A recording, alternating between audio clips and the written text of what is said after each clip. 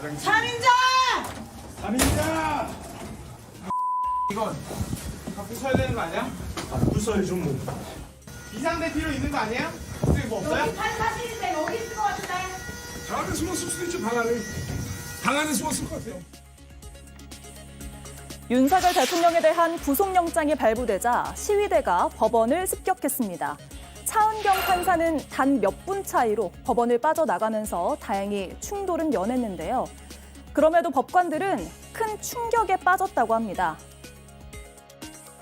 30년 이상 법관 생활하면서 초유의 미정유의 사태라는 데 대해서 큰 충격을 다들 받았다, 이런 말씀들이 있었습니다. 법치주의에 대한 전면 부정일 뿐 아니라 또 모든 헌법기관 전체에 대한 이제 부정행위일 수 있기 때문에 굉장히 심각한 사안으로 봐야 된다, 이런 말씀들이 있었고, 폭동 위험성에 미리 대비했어야 한다라는 지적엔 이렇게 답했습니다.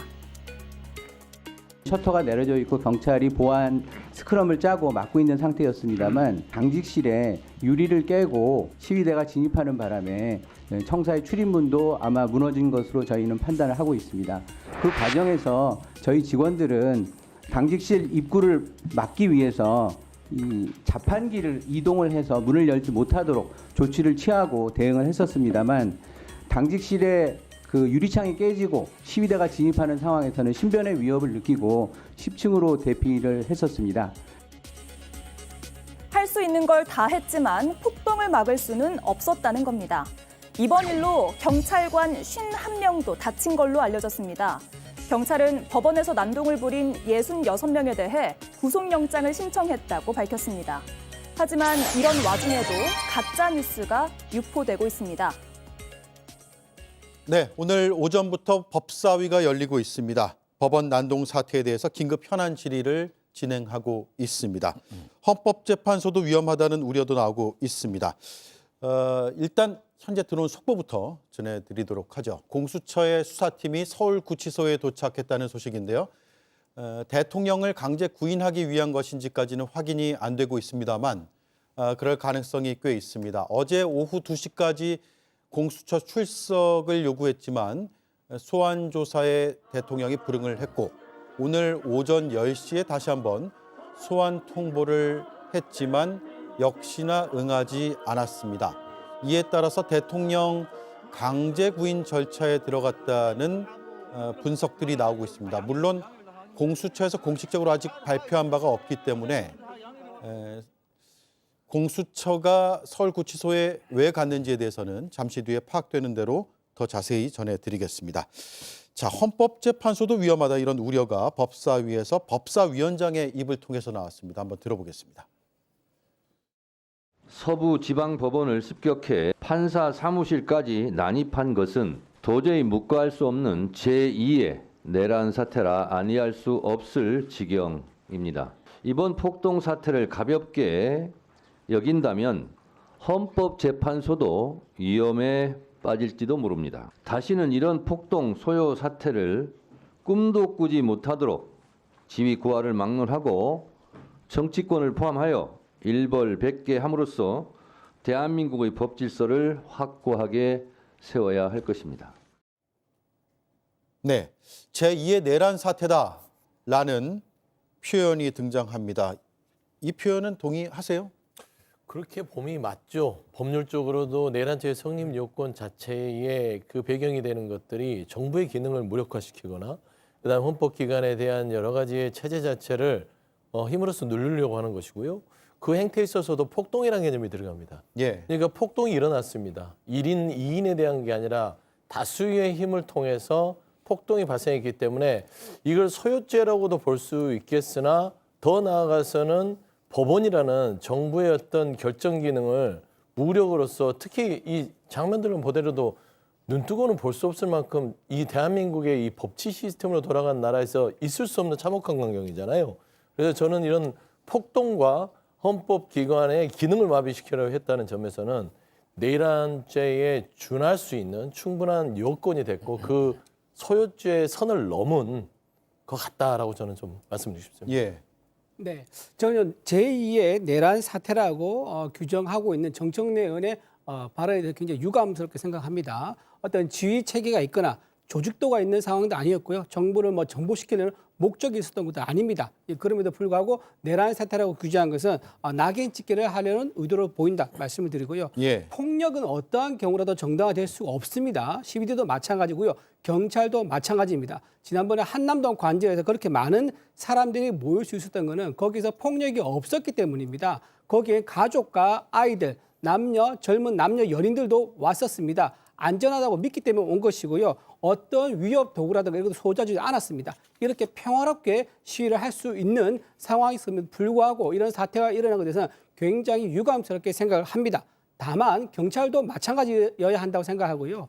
영상을 통해서 많은 분이 알려졌긴 하지만 경찰이 갑자기 이유 없이 지나가다가 시민이 가지고 있는 카메라 삼각대를 발로 걷어 찹니다. 여러분 많이 보셨을 겁니다. 그리고 어느 여성을 분리시키거나 자제시킨 게 아니라 옆으로 내동댕이 쳐가지고 넘어졌습니다. 그리고 노인을 또 밀쳐가지고 머리가 땅에 부딪히는 그런 경우도 있었는데 폭력은 어떠한 경우에도 정당화될 수 없다는 원칙은 시민과 경찰도 동등하게 적용돼야 할 것이다. 이런 말씀드립니다. 예. 자, 각 당의 입장들이 쭉 나와 있는데 제가 설명을 좀 드릴게요. 박찬대 더불어민주당 원내대표는 충격적인 폭동 사태다. 국가 시스템에 대한 전면 부정이다. 권영세 비상대책위원장은 폭력은 어떤 명분으로도 정당화될 수 없다라고 밝혔습니다. 김선민 조국혁신당 대표 권한대행은 폭도들이 사법부에 난입해서 민주주의의 적이다라는 표현을 썼고요.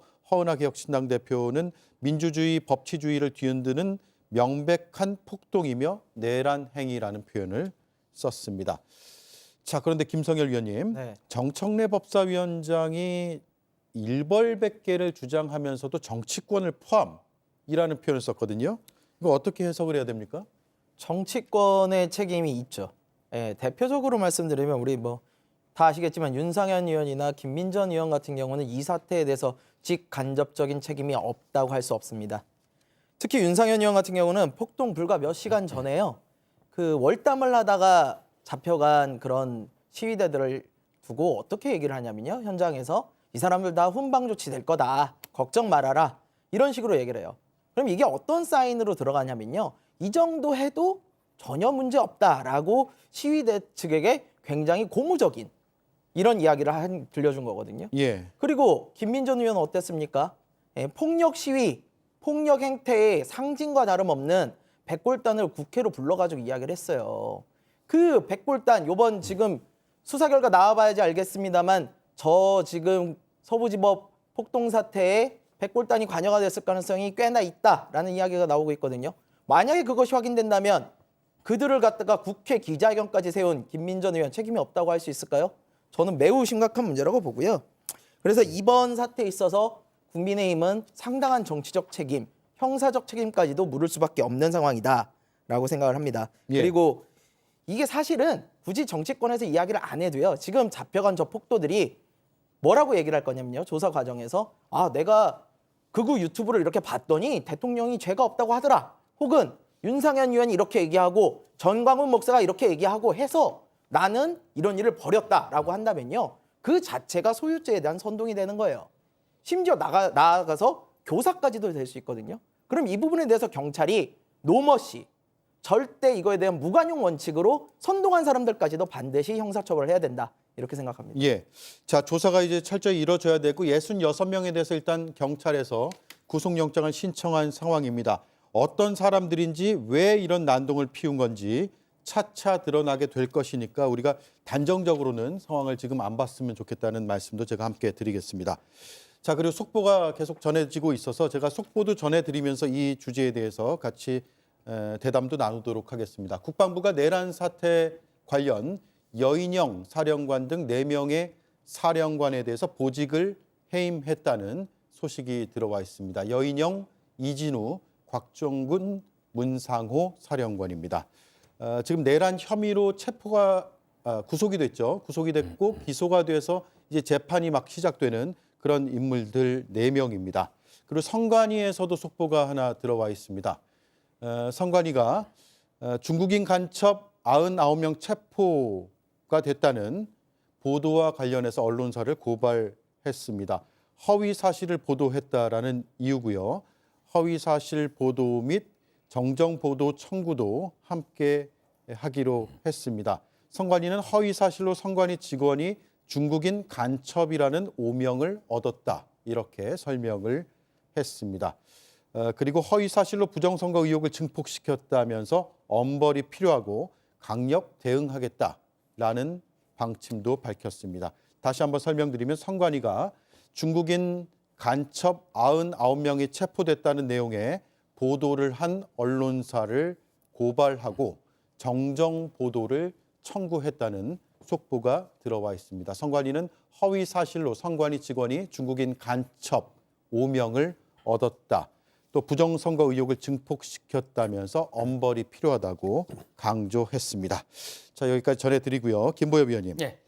헌법재판소도 위험에 빠질 수 있다. 이런 네. 폭동이 일어날 가능성이 있다라는 주장으로 지금 나오고 있는데 그럴 가능성을 완전히 배제할 수는 없을 것 같아요.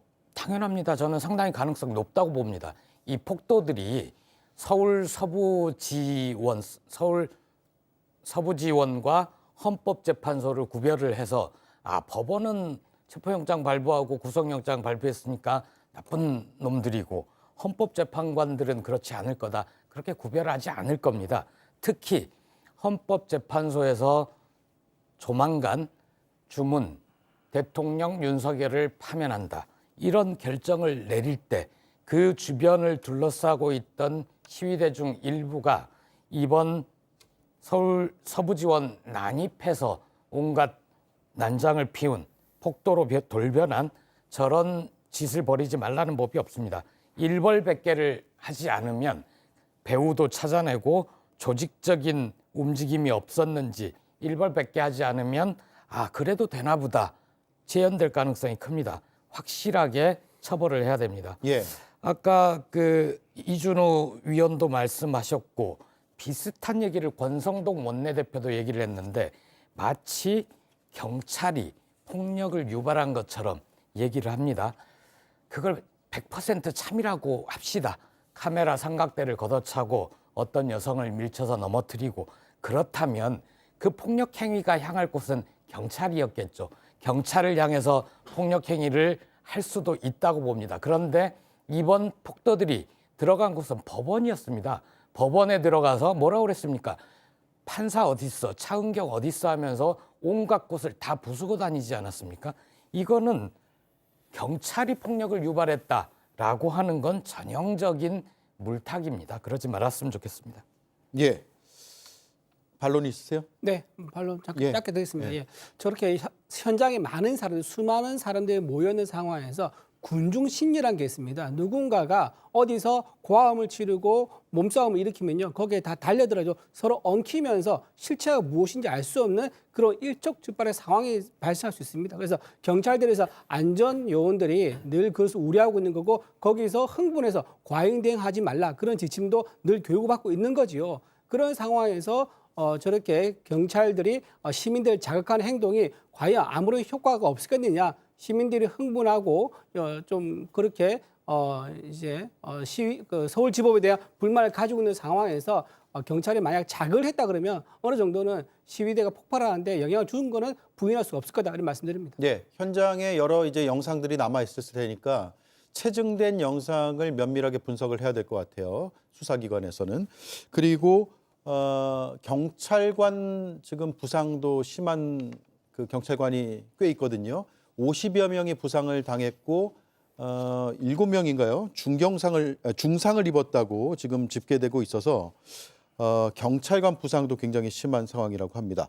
법사위에 법원 행정처장이 출석을 해서 일단 물질적 피해액만 6억 혹은 7억 정도가 된다고 밝혔습니다. 그리고 중요한 게 영장 판사의 방을 의도적으로 훼손하려고 했던 정황까지도 파악이 됐다라고 밝혔습니다. 천대엽 법원 행정처장의 발언을 들어보겠습니다.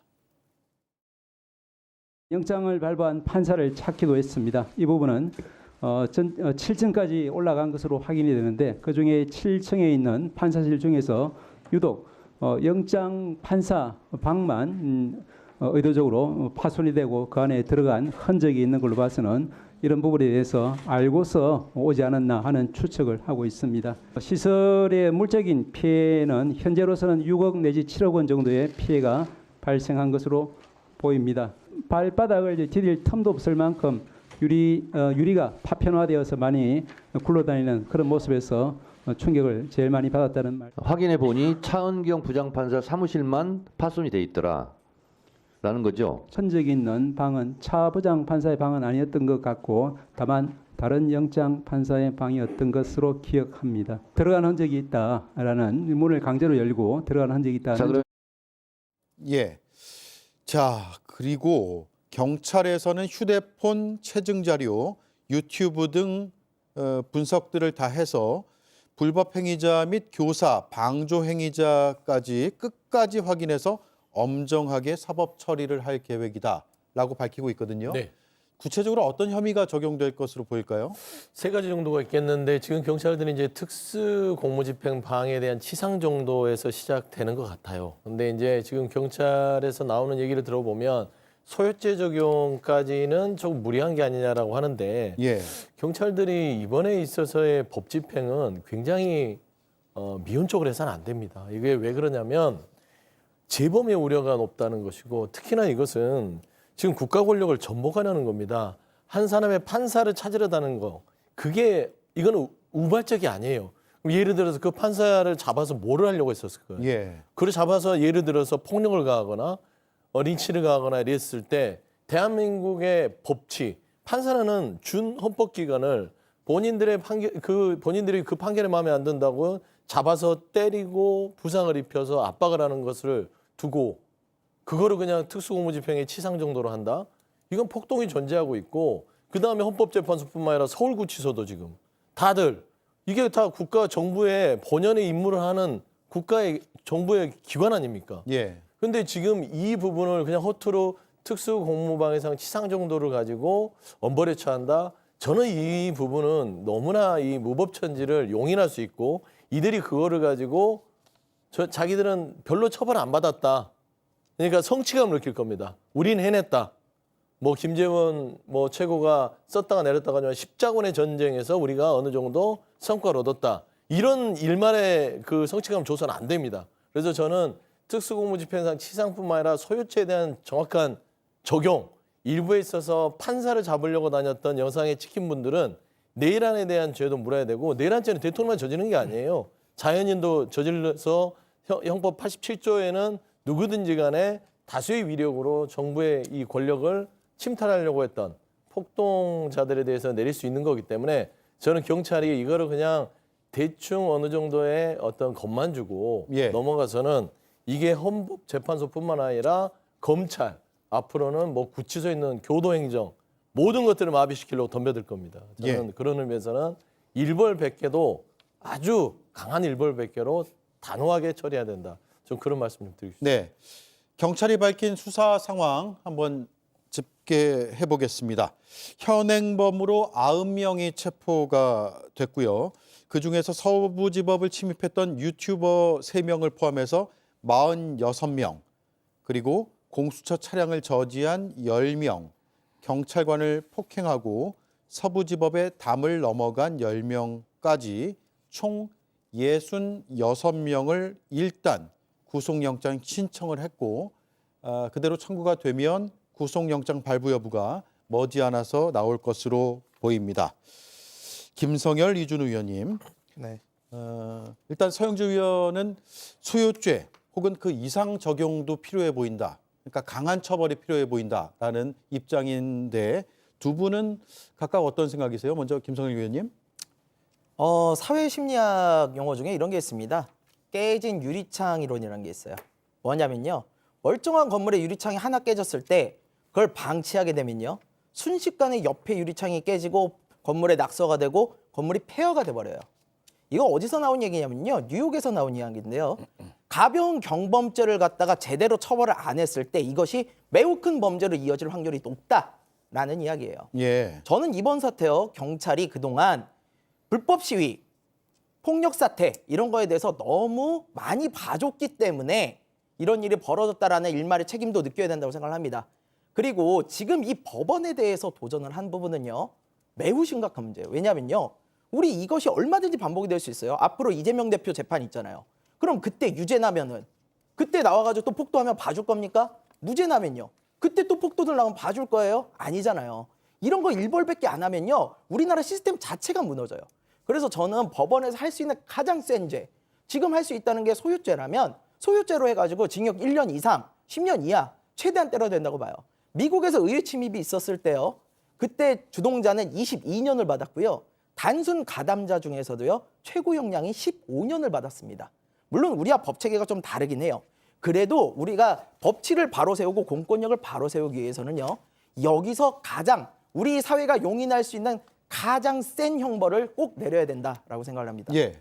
네. 지금 뭐 징역형이라든가 뭐 소요죄, 특수공무방해죄 적용 등등 여러 가지 얘기를 하고 있는데요. 지금 수사도 제대로 시작하지 않은 상태고요. 가담자를 벌써부터 징역형 운운하면서 예단하고 단정 짓는 것은 바람직하지 않다고 말씀드립니다. 이재명 대표가 수사를 받고 재판을 받으면서 줄곧 얘기했던 게 뭐냐? 무죄 추정의 원칙입니다. 무죄 추정의 원칙은 이재명 대표만 누릴 수 있는 게 아니라 모든 국민이 똑같이 누릴 수 있는 권리다. 아직 재판이 시작도 되지 않았고 수사 결과가 나오지 않았기 때문에요. 이렇게 전부 다 몰아가지고 이렇게 징역형 운운한 것은 바람직하지 않다 말씀드리고요.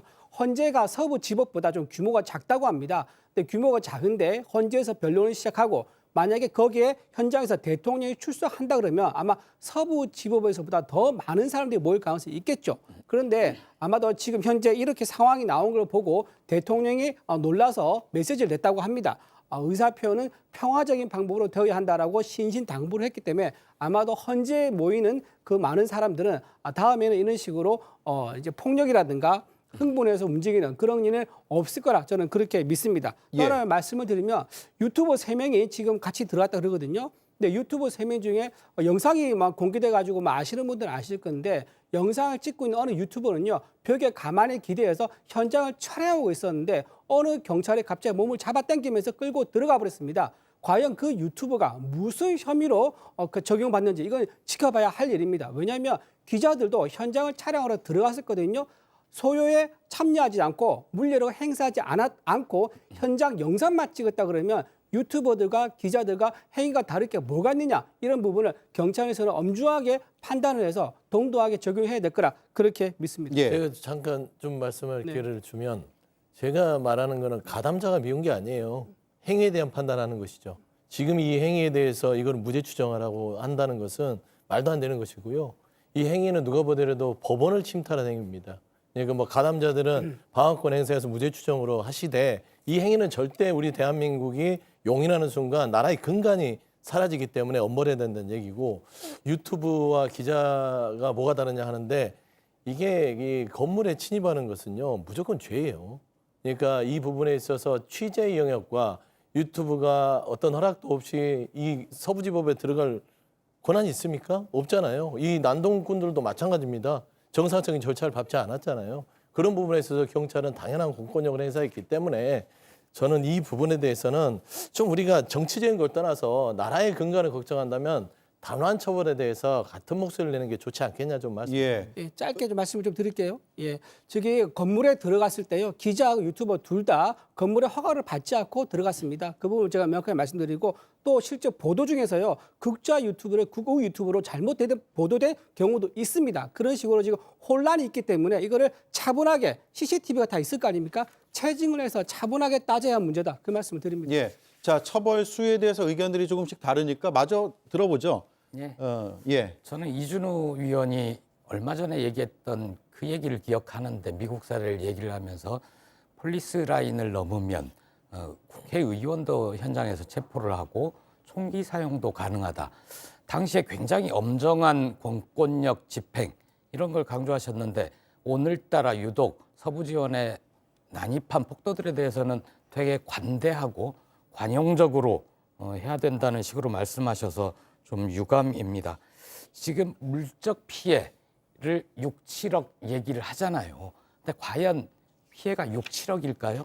저는 저 장면이 전 세계로 중계되면서 그렇게 국민의힘이 늘 얘기하는 국격, 국가의 품격이 하락한 것, 그리고 단지 그날뿐만 아니라 이전에 여러 폭력 사태, 역사적인 폭력 현장에서 폭력을 경험했던 사람들이 다시 한번 예전의 상처를 소환해서 아프게 된 트라우마, 이런 정신적인 피해까지 한다면 저는 6조도 되고 7조도 될 것 같습니다. 단지 컴퓨터 부서진 것, 서류 기물 파손된 것, 이걸로 손해 정도가 그치는 게 아닙니다.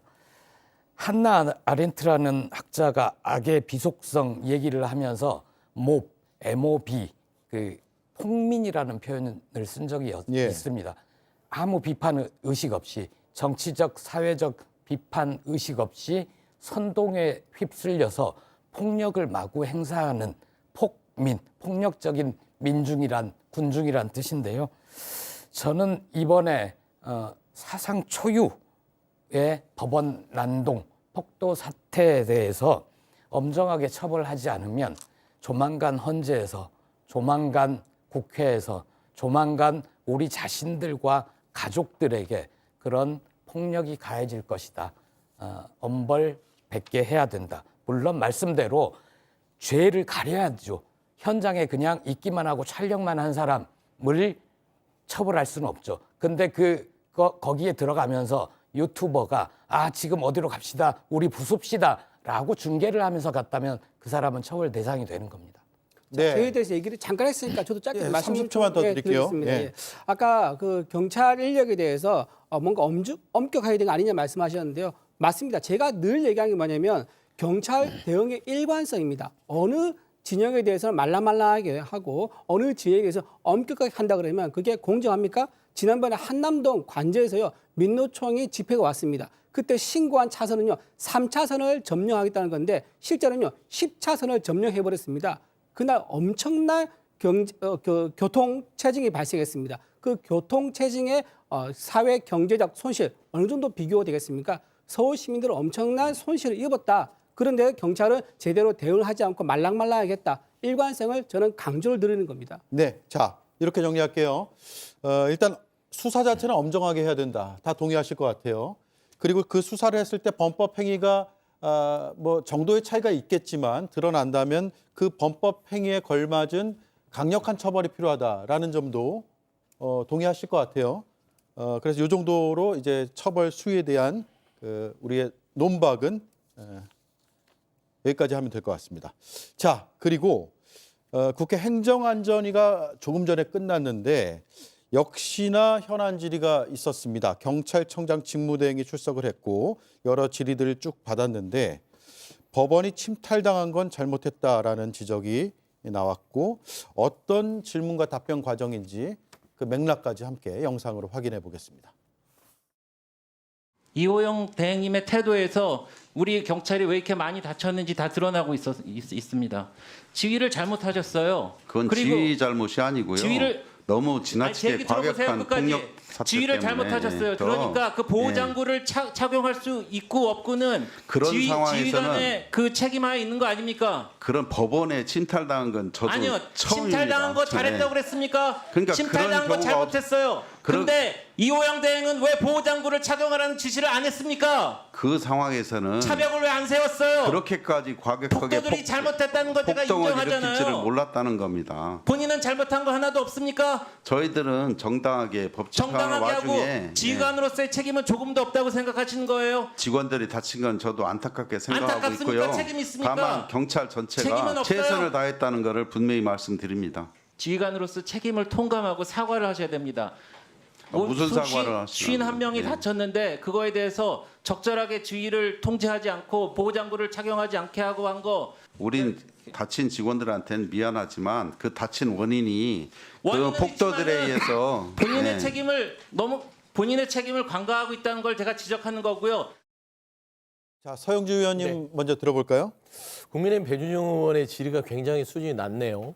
그러니까 이게 앞뒤 없이 경찰청장의 직무대행에 대해서 지적하기엔 지적인데 침탈당한 게 잘못 아니냐.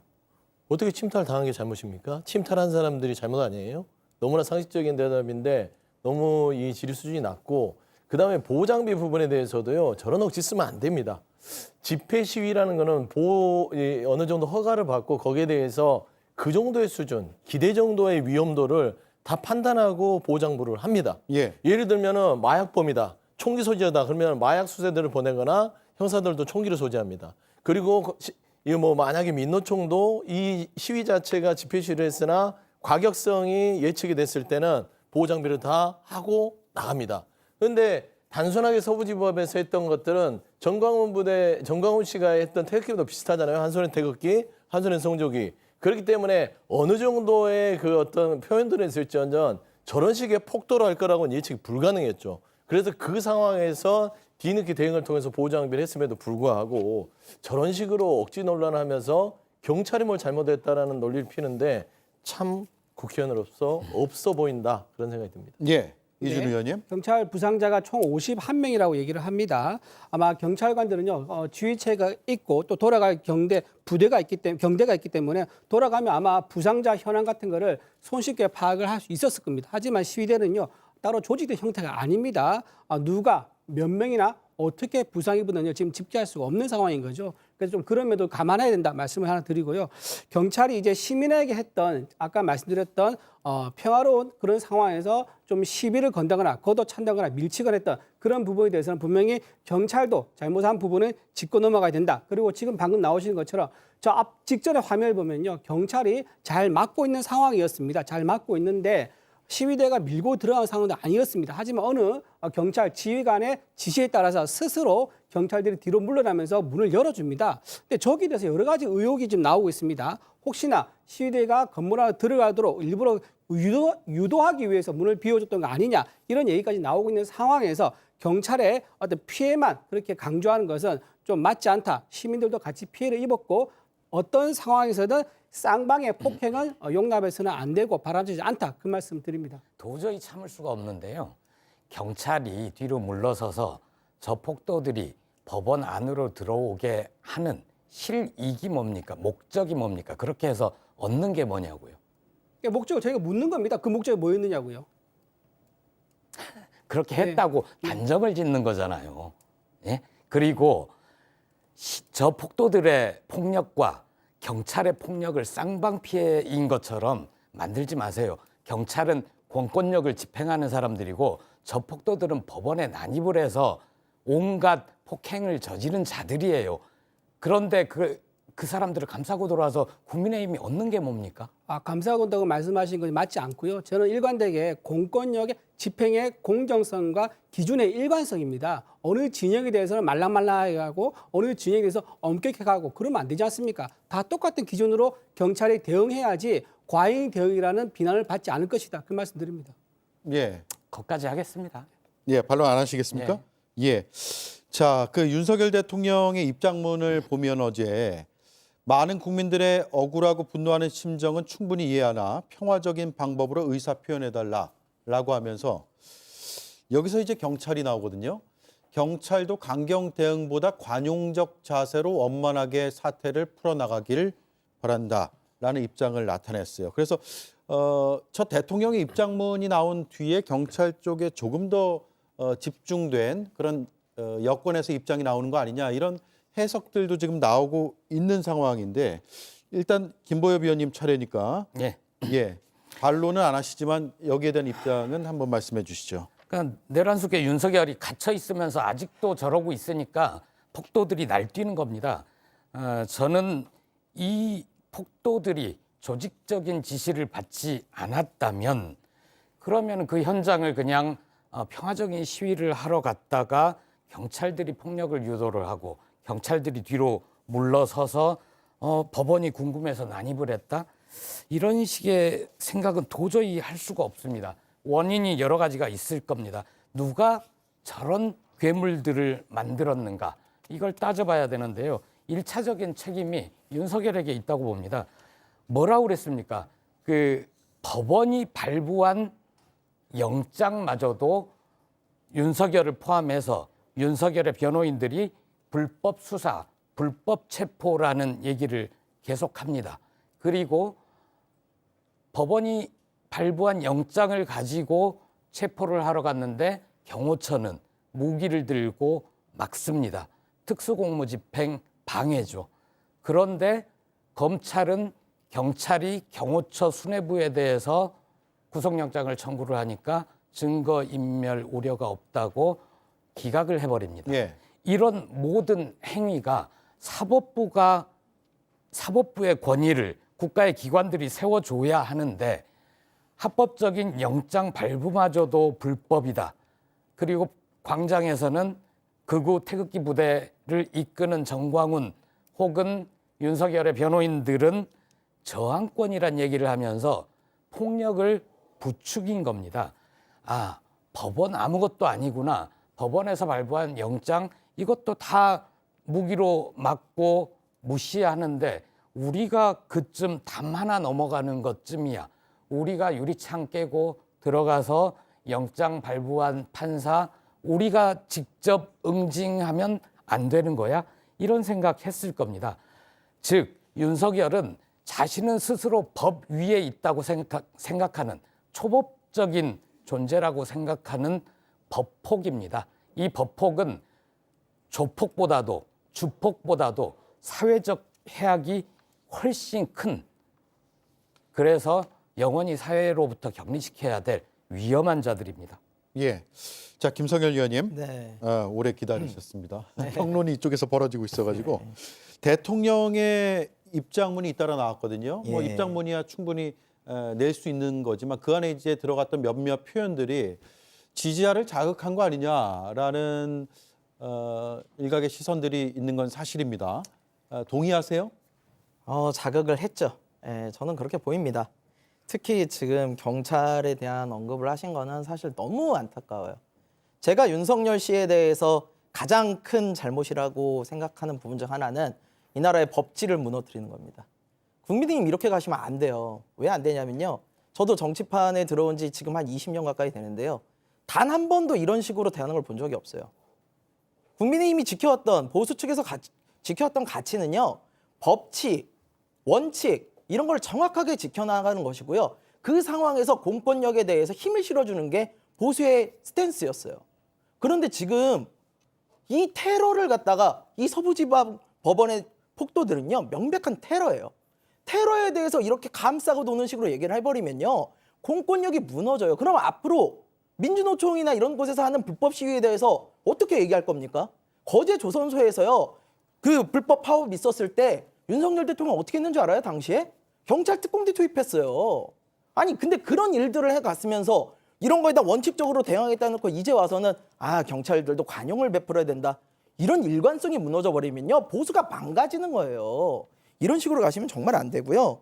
그다음에 대통령 변호사라는 석동현 변호사 뭐라고 그러셨냐면요. 벌금 내가 대신 내줄게 그러고 백골단 청년 집회 무대에 올려가지고 인사시켰어요. 그래놓고 대통령께서는 평화적 이런 걸 원한다? 아니 변호인이 대통령 입장 대변하는 거 아닙니까? 예? 그렇게 해놓고는 이렇게 말씀하시면 뭐가 돼요? 다시 한번 말씀드리지만 서부지방 폭도는요. 분명한 테러예요. 테러와는 절대 협상도 해서는 안 됩니다. 그리고 그 주동자 다 색출해야 돼요. 우리가요. 전광훈, 윤상현, 김민전 그리고 극우 유튜버들 이분들 이번 기회에 확실하게 수사해가지고 처벌하지 않으면 제2, 제3의 테러 언제든지 발생할 수 있다. 이렇게 생각합니다. 예. 자, 이준우 서영주 의원님 발언 기회 남았는데요. 대통령 입장문과 관련해서 하셔도 좋고 아니면 뭐 다른 반론이 있으시면 하셔도 좋습니다. 먼저 드릴게요. 네. 1분씩 쓰시면 됩니다. 네네.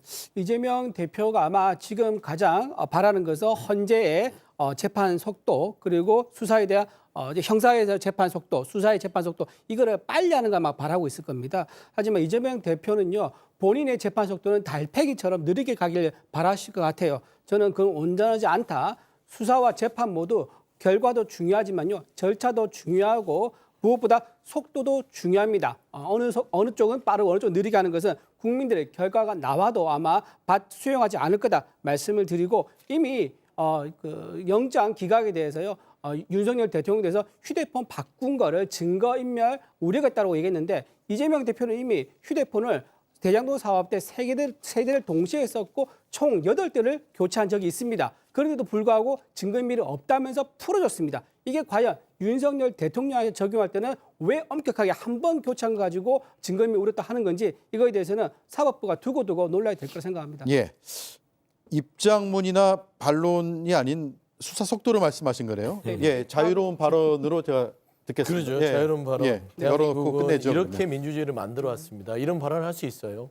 그러니까 어쩌다가 이 나라가 법원의 판결을 가지고 마음에 든다 안 든다 하는 것들을 들어주는지도 모르겠으나 윤석열 대통령이 내란죄를 저질러 놓고 그걸 인정하지 않고 모든 대한민국의 헌법, 사법, 형사 시스템을 다 부정합니다. 무법천지를 만들었습니다.